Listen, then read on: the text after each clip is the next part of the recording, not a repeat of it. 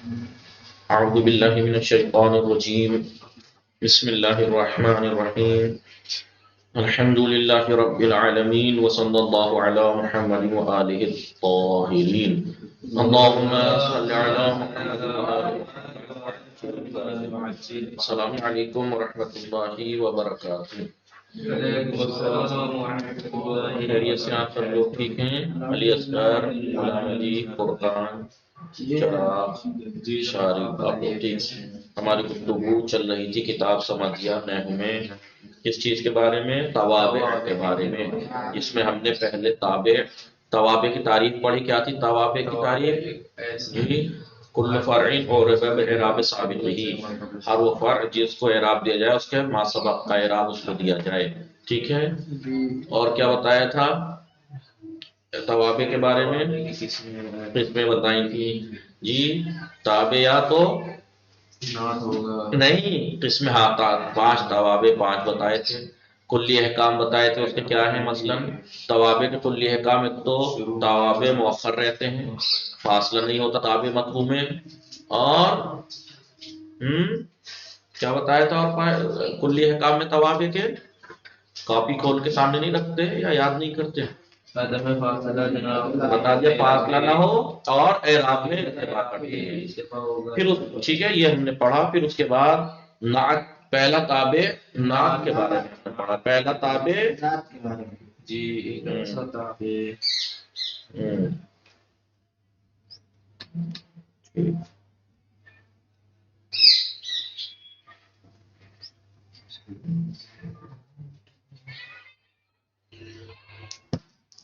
نعت کے بارے میں کیا پڑھا؟ نعت کی تعریف. نعت کیا کہا؟ نعت ایسا تابع ہے کہ جو اپنے مطبوع یا متعلق مطبوع کے معنی کو، جو اس کے اندر معنی ہے اس کو معنی پر دلالت کرے. کیا ہے عبارت؟ کیا ہے؟ ہاں مادل. وہ نعت ایک ایسا تابع ہے کہ جو اپنے مطبوع کے اندر جو معنی ہے یا اس سے متعلق کے اندر جو معنی ہے اس پہ دلالت کرے. ٹھیک ہے. نعت کی تعریف. پھر نعت کی قسمیں بتائیں. نعت سببی، نعت حقیقی اور سببی.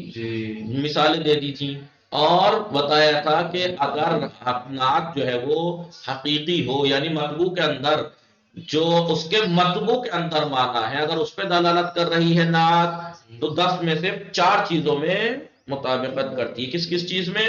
اعراب، تذکیر و تانیث، تعریف و تنکیر، افراد، تثنیہ و جمع. ان 4 10 کیسے ہوئی ہیں؟ کیونکہ اعراب 3 ہے، تینوں میں سے کسی ایک میں. افراد، تثنیہ، جمع 3 ہے، اس میں سے کسی ایک میں. جی. اور اعراب 2 ہے، وہ تذکیر و تانیث 2 ہیں، اس میں سے کوئی ایک. تعریف و تنکیر ان میں سے کوئی. تو 10 چیزوں میں سے 4 میں. لیکن اگر بولیے وہ معنی جو اس کے متعلق میں ہے، مطبوع کے متعلق مطبوع پہ اگر دلالت کر رہی ہے تو 2 چیزوں میں. یعنی کس کس چیز میں؟ اعراب میں اور تعریف و تنکیر میں مطابقت کرے گی. باقی میں اگر انہوں نے کہا تھا، اگر کیا، اگر لگایا تھا، اگر اس کی ضمیر کو رفع دے رہی ہو، اگر ضمیر کو رفع دے رہی ہو تو اس میں بھی مطابقت کرے گی، ورنہ پھر نہیں کرے گی مطابقت. سمجھ میں آیا؟ یہ ہم نے نعت کے بارے میں پڑھا تھا. اور کیا پڑھے تھے نعت کے احکام؟ نعت کے احکام پڑھے تھے. غالباً مشتق ہوتی ہے، غالباً مشتق، اکثر مشتق ہوتی ہے، اور لفظاً بھی ہوتی ہے، معنی بھی ہوتی ہے، لفظی بھی لفظاً ہوتی ہے. احکام بتایا کہ بہرحال اس کے بعد نعت کے بعد ہم نے بات شروع کی تھی کس کی؟ کون سا تابع تھا دوسرا؟ عطف بالحرف کی بات شروع کی تھی. عطف بالحرف وہ تابع ہے کہ جس کو واو، فاو، ثم، حتی، بل، لا، لیکن، او، یہ سب حروف عطف جو ہیں ان کے ذریعے سے اتباع کرائی جاتی ہے. ٹھیک ہے جی. اور اس کے بارے میں کیا بیان کیا تھا؟ اس کے بارے میں ہم نے بیان کیا تھا، یہاں تک بات پہنچی تھی. ہاں، یہاں تک بات پہنچی تھی کہ ہاں اس میں ظاہر پہ بھی عطف کر سکتے ہیں اور ضمیر پر بھی.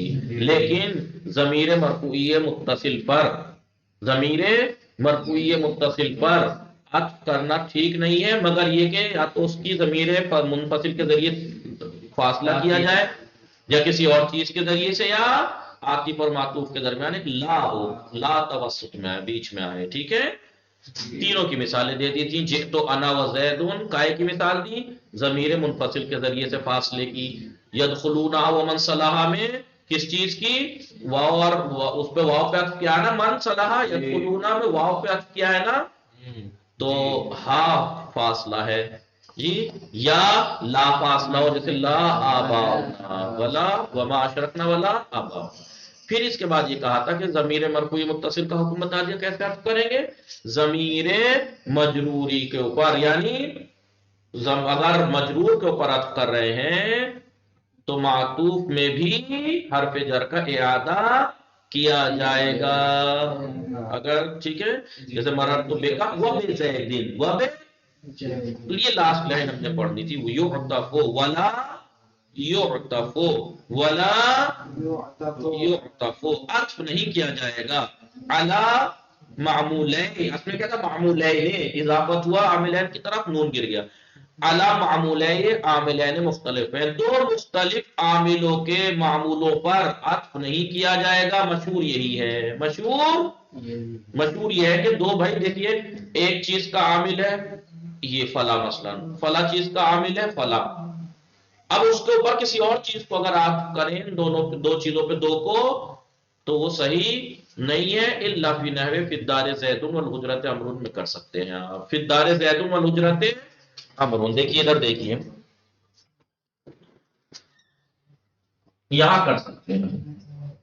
فی الدار بولیے زید، فی الدار اور ہاں دیکھیے فی الدار زیدون،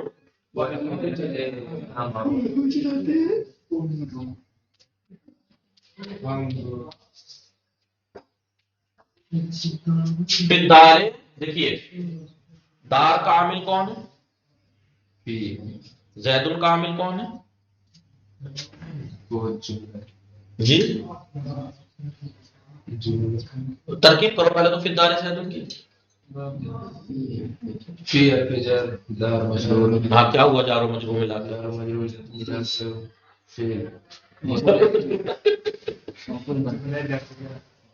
جی. علی اصغر کچھ ہوتا ہے جار مجرور ملا کے متعلق.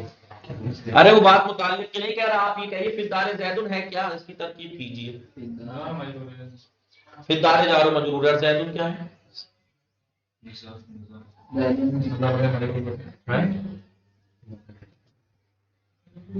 سمجھ گیا پڑھ رہے ہیں کیا کہوں. یہ نہیں پتا تم لوگوں کو، اگر مبتدا خبر نہیں پتا تو کیا پتا ہوگا. زید المبتدا ہے، فی الدار خبر ہے مقدم ہے، کیونکہ جار مجرور ہے، خبر مقدم ہو سکتی ہے. جی یار مبتدا خبر سیدھی سیدھی بات ہے. ترجمہ ہی دیکھ لو، مبتدا خبر کا ترجمہ کیا ہوتا ہے؟ یہ ہے یا یہ اس میں. زید گھر میں، زید گھر میں، زید گھر میں، مبتدا خبر ہے. پھر دار جار و مجرور ہے، خبر مقدم ہے، زید المبتدا مؤخر ہے. تو دار میں عامل کون ہے؟ فی. زید میں عامل کون ہے؟ جی غلط سوال کر دیا میں نے. جنہیں مبتدا خبر نہیں پتا انہیں مبتدا کے اندر عامل کون ہوتا ہے یہ کیسے پتا ہوگا؟ ابتدائیت عمل کرتی ہے یار. تو دونوں کا عامل الگ ہے زید اور دار کا. دار میں عامل کون ہے؟ فی. دار زید میں کون ہے؟ ابتدائیت، قول مشہور کی بنا پر. کیونکہ کچھ کا قول یہ بھی ہے خبر نے مبتدا کو رفع دے دیا اور مبتدا خبر کو رفع دے دیتی ہے. بہرحال ابتدائیت، دونوں کا عامل الگ ہے نہیں ہے. تو یہ کہہ رہے ہیں تو دو معمول ہیں نہیں ہے. اب عبارت دیکھو، وَلَا يُعْطَفُ عَلَى مَعْمُولَيْنِ، دو معمولوں پر جن کے عامل مختلف ہوں. جن کے دو مختلف عاملوں کے معمولوں پر عطف کرنا ٹھیک نہیں ہے، مگر یہاں کر سکتے ہیں. کہاں پر؟ کہ جب آپ دار و مجرور مقدم ہو اور پہلے والے کو ہی مقدم رکھیں، یعنی پہلا اس والے پہ پہلے سنائے. ایسا نہ کریں فی الدار زیدن و امر فی الدار، جی ایسے ٹھیک ہے. والامر حجرت کریں آپ کبھی، والامر حجرت نہیں، والحجرت امر. ترتیب سے اگر آپ کر رہے ہیں تو یہاں پر کر سکتے ہیں. تو دو مختلف عامل، ایک عامل یہاں ہے ابتدائیہ اور ایک فی ہے. دو مختلف عاملوں کے دو مختلف معمولوں پر عطف نہیں کر سکتے، مگر اس میں یہاں پر کر سکتے. تو یہاں پہ کر سکتے ہیں اور یہاں پر کہاں پہ کر سکتے ہیں؟ رکیے جی، ان فی الدار زید. جی ان فی الدار زید،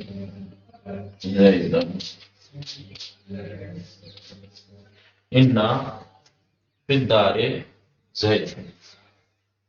بولیے. والحجرة أمرا. والحجرت عمرا. دیکھیے دو مختلف عامل کہاں ہیں؟ دو مختلف الگ الگ عامل کہاں ہیں؟ ایک اللہ ایک ان ایک فی. فی کے اندر فی کا معمول کون ہے؟ دار. ان کا معمول کون ہے؟ دو مختلف عاملوں کے دو معمولوں پر عطف نہیں کرنا چاہیے، لیکن یہاں کر سکتے ہیں. ایک رفع میں ایک نصب میں، نصب جار مقدم ہو اور اسی ترتیب سے کر سکتے ہیں، ورنہ صحیح نہیں ہے. ٹھیک ہے، مٹا دوں. اب اس کے بعد جو تابع شروع ہوتا ہے کیا ہے؟ بدل تاکید. تاکید تیسرا تابع شروع ہوتا ہے تاکید کے بارے میں. تاکید کے کیا کہہ رہے ہیں؟ تاکید کے بارے میں پڑھیے. تاکید ہوا تابع، وہ ایک ایسا تابع ہے کہ جو اپنے مطبوع یا متعلق مطبوع کو محکم اور مضبوط کرتا ہے. تقریر جی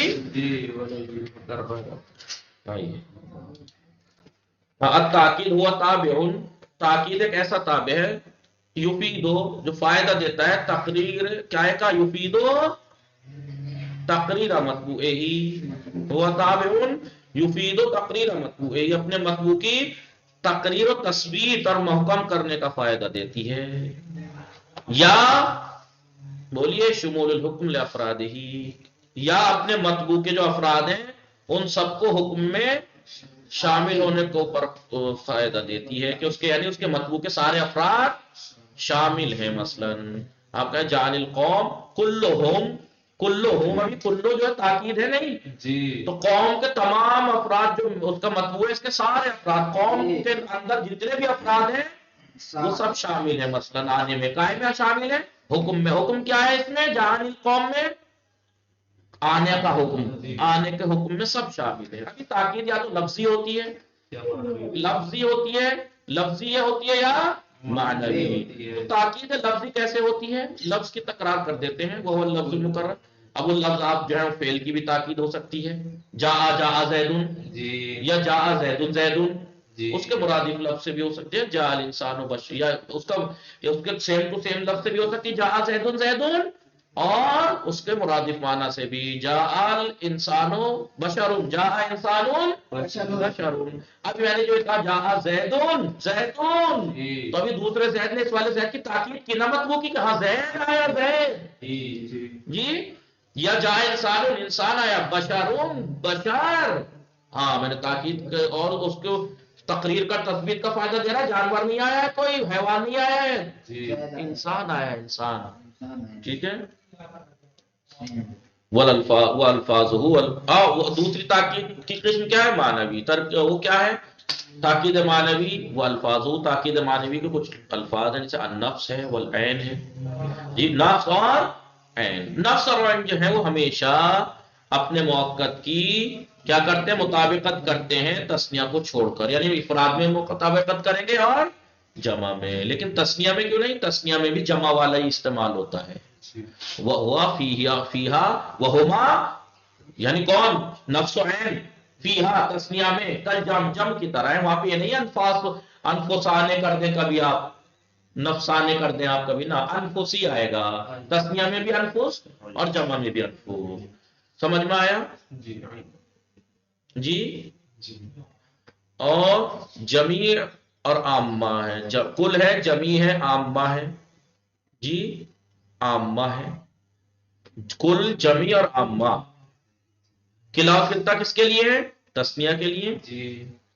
اور کل جمی عامہ کافہ کس لیے ہے؟ یہ ان لوگوں کے لیے صحیح ہے کہ جو ایسے ان اجزاء کے لیے جن کا جدا کرنا صحیح ہو، چاہے وہ حکمن ہی کیوں نہ ہو، یا تو ایسی چیز کے لیے جن کے پارٹ پارٹ کر سکتے ہو، چاہے وہ حکمن ہی ہو، مثلا غلام کے پارٹ تھوڑی کر سکتے ہیں کاٹ کاٹ کے، لیکن حکمن کر سکتے ہیں کہ نہیں میں نے غلام جو خریدا آدھے دن کا خریدا، میں نے پورے دن والا خریدا، میں نے 24 گھنٹے والا خریدا، تو حکمن ہم نے پارٹ کر لیے نہیں غلام کے، میں نے مزدور لیا رات کے کام کرنے کا، دن کے کام، اسے اس طریقے سے حکمن کر سکتے ہیں۔ دیکھیں وہ مثال دی اشتریت العبدہ کلہ، میں نے غلام خریدا پورے کا پورا، تو آپ کہیں گے بھائی پورے کا پورا کیا؟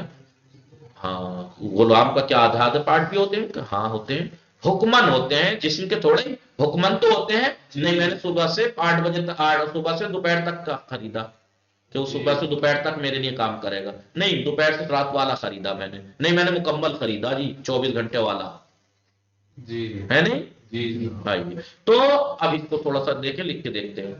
تاکید، تاکید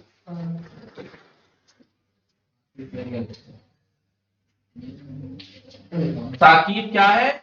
ایک ایسا تابع ہے، تاکید ایک ایسا تابع ہے جو اپنے مطلوب کی کس کے لیے آتا ہے؟ تقریر کے لیے، تثبیت کے لیے، یا اس کے مطلوب میں جتنے بھی افراد شامل ہیں وہ ان کے حکم میں شامل ہونے پہ دلالت کرے۔ پہلے تعریف لکھ لوں، تاکید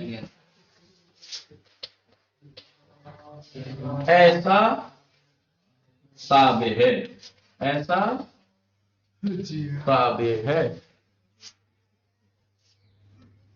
کہ جو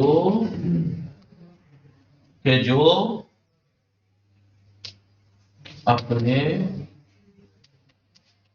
مطبوع کی تثبیت تثبیت کا یا مطبوع کے تمام افراد کا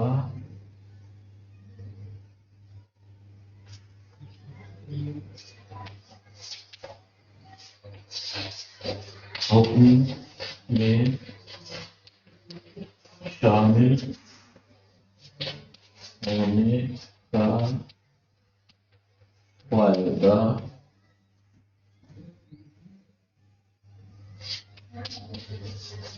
تاکید ایک ایسا تابع ہے، تاکید ایک ایسا تابع ہے، ادھر دیکھیے خبر یہاں لایا ہوں مثلا مین بات، تاکید ایسا تابع ہے تو فائدہ دیتا ہے، کیا فائدہ دیتا ہے؟ اپنے مطبوع کی تثبیت کا یا مطبوع کے تمام افراد کے حکم میں شامل ہونے کا، سمجھ میں آئے؟ تاکید ایک ایسا تابع ہے کہ جو اپنے مطبوع کی اس کا تثبیت کا فائدہ دیتا ہے، تحکیم مضبوط بنانے کا، یا مطبوع کے تمام افراد حکم میں شامل ہیں تو اس کا فائدہ دیتا ہے۔ ٹھیک ہے، مثال کے طور پر ابھی کیا کہا؟ جا زیدن، زیدن تاکید کی پہلے اس میں لکھ لیں، اسی میں مثالیں دے دیں، مٹا دوں؟ جی لکھ لیا جی آپ؟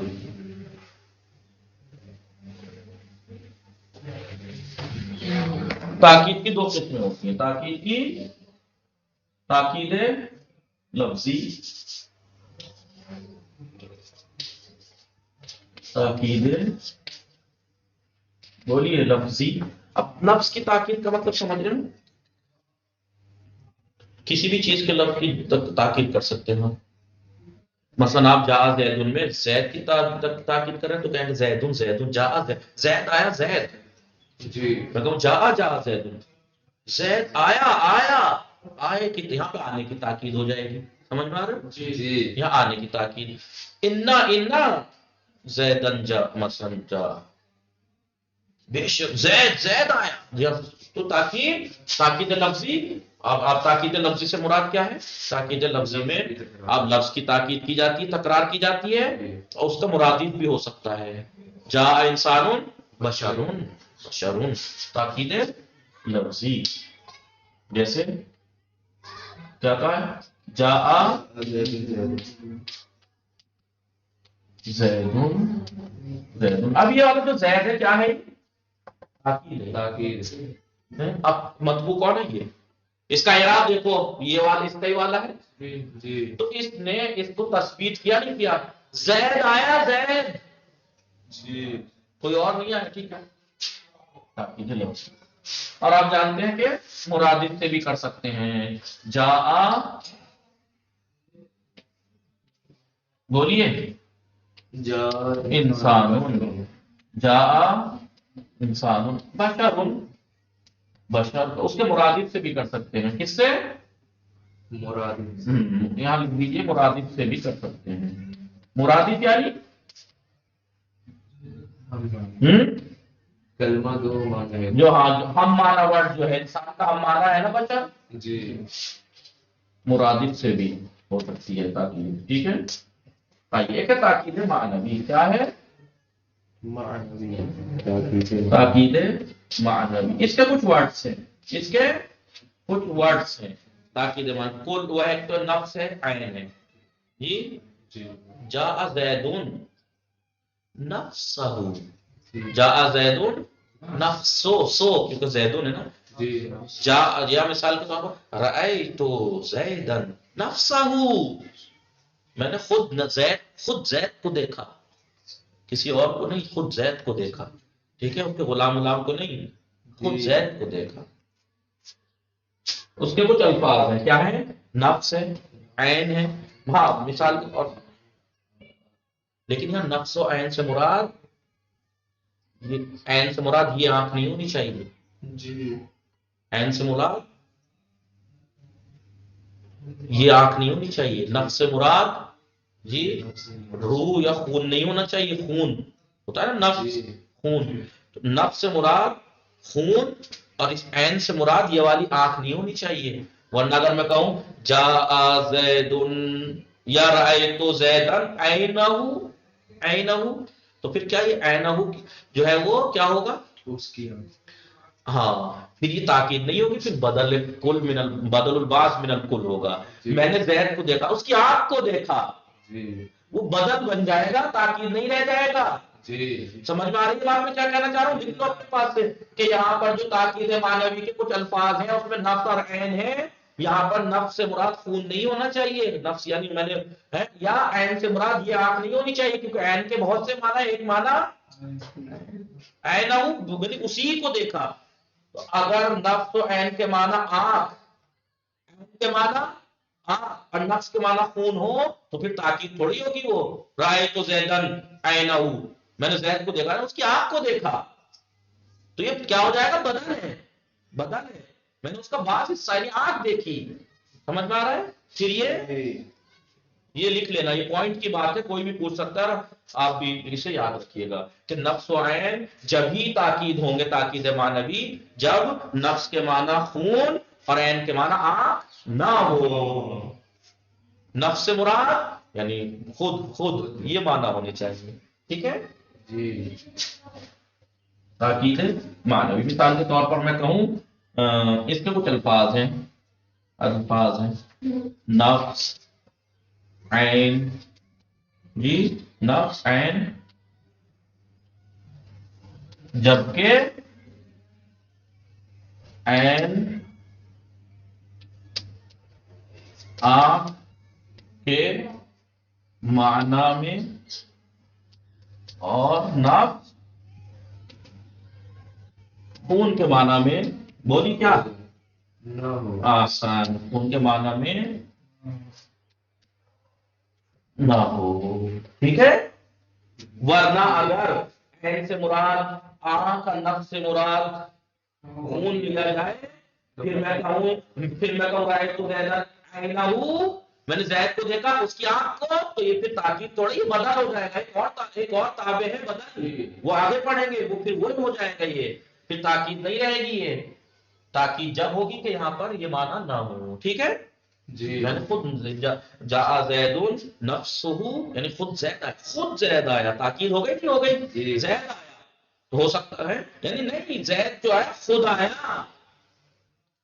سمجھ میں؟ نفس ہے، عین ہے. بولیے کل ہے، اجماع ہے، ٹھیک ہے، یہ سب چیزیں جمی عامہ کافہ یہ سب ٹائم ہو گیا، باقی انشاءاللہ کل پڑھتے ہیں. وصلی اللہ علی محمد وآلہ الطاہرین. اللہم محمد وآلہ محمد وعجل فرجہ.